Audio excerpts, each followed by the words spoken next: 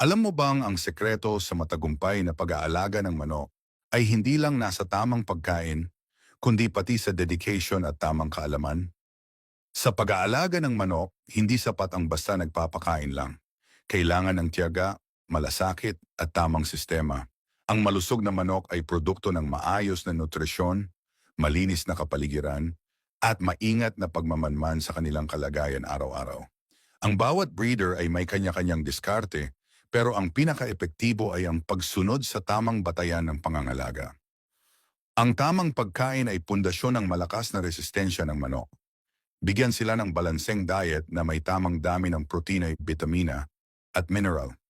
Hindi lang ito nagpapalakas ng kanilang katawan, kundi pinapababa rin ang tiyansa ng pagkakasakit. Tandaan, ang mahinang resistensya ay maaaring magdulot ng matinding problema sa iyong buong alagang manok. Pero hindi lang pagkain ang dapat pagtuunan ng pansin. Ang maayos na kulungan ay dapat laging malinis, may sapat na espasyo at may tamang ventilasyon. Ang malinis na kapaligiran ay nagbabawas ng stress at nagpapalakas ng kanilang kalusugan.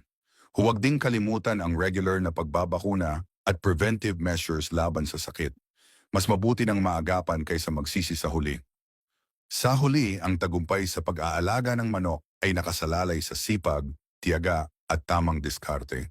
Kung gusto mong umasenso sa pag-aalaga, patuloy kang mag-aral at paghusayin ang iyong sistema.